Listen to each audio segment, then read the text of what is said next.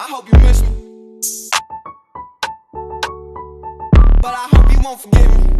I heard this pasta was so popular in Finland that they actually ran out of feta cheese. I had to try it for myself, and let me tell you, it's worth all the hype. Start with cherry tomatoes and garlic in an oven dish. Add some olive oil, season with oregano and salt and pepper. Now for the magic. Add a block of feta in the middle, season and pop in the oven for about 30 minutes. I love roasting garlic for that beautiful flavor and creaminess. Mix all together for that incredible sauce. Now just add your pasta and fresh basil. It's creamy, sweet and salty in every bite. You must follow Food TikTok. Knowing how to make food from a box is not good enough. Knowing how to order food online is not impressive. Come to Food TikTok and I will show you how to cook such amazing food that your friends and family will be so impressed, and you'll always be showing off your amazing cooking skills. You must follow Food TikTok. Knowing how to make food from a box is not good enough. Knowing how to order food online is not impressive. Come to Food TikTok and I will show you how to cook such amazing food that your friends and family will be so impressed, and you'll always be showing off your amazing cooking skills. Hey everyone, it's Ariana, and today for the first time I tried recreating the infamous egg yolk ravioli dish that got me eliminated from MasterChef Junior. Smooth, delicious, delicate. This is like eating boiled wool. That comment has haunted me for the last 4 years, so I think it's finally time to redeem myself. I made the dough with 2 cups of flour, 3 eggs, a pinch of salt, and a tablespoon of olive oil, mixing this all together and kneading it for about 10 minutes until it was a nice, smooth, elastic dough. Then I wrapped the dough in plastic and stuck it into the fridge for about 30 minutes to rest before rolling it out. Then I pulled it to the thinnest setting on my pasta machine. After that, I made the ricotta cheese filling with a cup of ricotta, 1/4 of a cup of Parmesan, salt, pepper, and a little bit of lemon zest, mixing this all up and then adding it to a piping bag. Then I cut out the pasta sheet into circles, added a ring of ricotta, and then the egg yolk, sealing it up with some water. The ravioli boils for about 3 minutes, and then I finished it with a brown butter sage sauce. Let me know how I did this time around. I think I've come a pretty long way, and check out the full recipe on my Instagram where I replied to all my followers' comments. You do not need a fancy machine just to make homemade pasta. In reality, the best quality pasta is made by Italian grandmas in their rolling pins. It has to do with the texture of the wood. I use a ratio of 80 grams of 00 flour to 1 egg. You can use all-purpose flour, but the texture will be a little different. A huge mistake you can make is not kneading it long enough. You need to knead it for 10 minutes. It's also crucial to let it rest 30 minutes so the flour can hydrate and the gluten can relax. Otherwise, it will spring back when you roll it.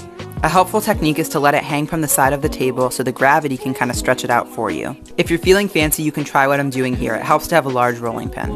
This huge sheet of pasta is called a sfoglia in Italian. Here's a cool trick to quickly make a lot of pasta. Roll it up from either end, slice it, then all you have to do is stick your knife underneath the pasta and it will just fall into place. This shape is called tagliatelle. Tagliare means to cut. Get the full recipe with all my tips on how to store it and cook it on my website, link in bio.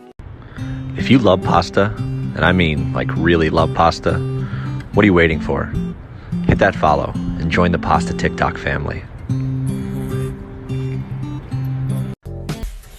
Oh shit!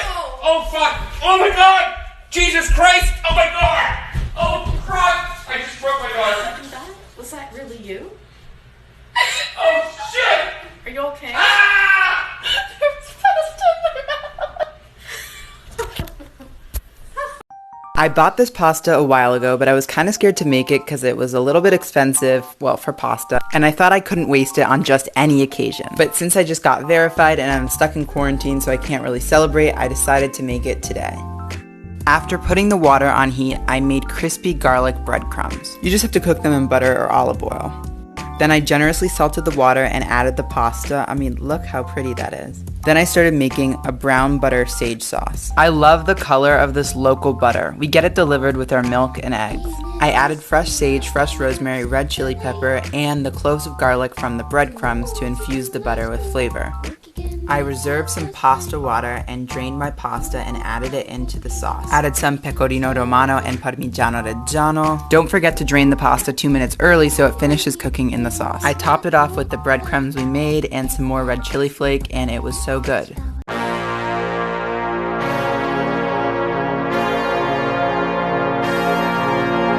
Wipe, wipe it down. Wipe. Alright, Nonna Pia, what do we make today? I'm making gnocchi. This potatoes, What'd you do with the potatoes? just fry it like this. fracci. What does fracche mean? Wow. Squeeze like this. Use this to make the dough. And then I make the dough. Then I show you the gnocchi. No, you know, it takes time to make the dough. Yeah. Oh dear, I can't do it. I help you. Okay, all done. So now what? You take the potato, you got the farine, the nice heckers. Put 3 eggs.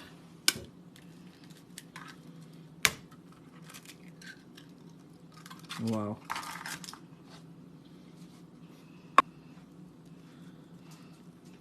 And you mix nice? Make the dough. Yeah. This is the dough. Then I'm going to show you when I cut it. Okay. Let's do some cooking.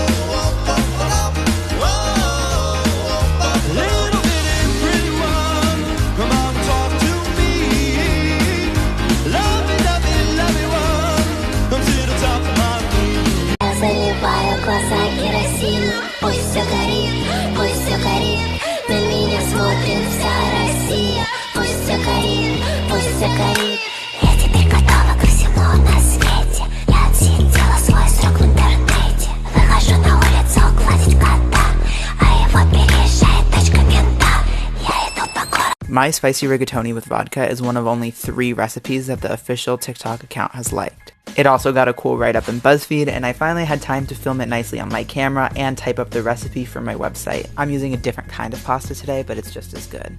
Starting with some olive oil and a chopped onion, 3 cloves of garlic and some salt. This is a huge onion, you could use a smaller one or half. You can also chop the garlic if you want a stronger flavor, but I just kind of want a light infusion. I like a lot of red pepper flakes, you can use less. Also add dried oregano, thyme, and black pepper. I added my tomato paste, and the biggest mistake you can make is not letting it cook off long enough. You don't want it to have a raw flavor. I took the garlic out, that's kind of an Italian technique. I added the vodka, started cooking my pasta, and then also added the heavy cream. Cook the pasta about 3 minutes less than the package says so, because we want it to finish cooking in the sauce without becoming mushy.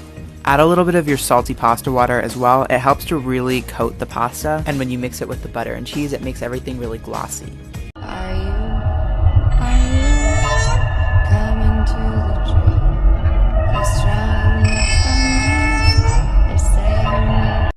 Even though fettuccine alfredo or fettuccine alfredo was actually invented in Italy, most Italians don't know the dish by that name because it was just invented at one restaurant. Instead, they would just call it pasta with parmigiano and butter, the 2 ingredients of the sauce. This is such a simple dish, yet Americans find every way to mess it up, and no, there's no cream. Salt your pasta water, cook your fettuccine for the lower number on the box. The entire sauce is made in a cold pan. Just add your pasta, lots of cheese, butter, and some pasta water. Then you have to mix it for about 2 minutes. It's gonna feel like a really long time, but that's what turns it into a cream sauce. At the restaurant where this was invented, it was actually someone's lifelong career just to do this mixing. He's called Il Mantecatore, and that's it. There's a great YouTube video of the chefs from the original restaurant reacting to everyone's Alfredo recipes. everyone messes it up. Carla from Bon Appetit comes the closest, but I used their actual recipe, so I hope I did them proud.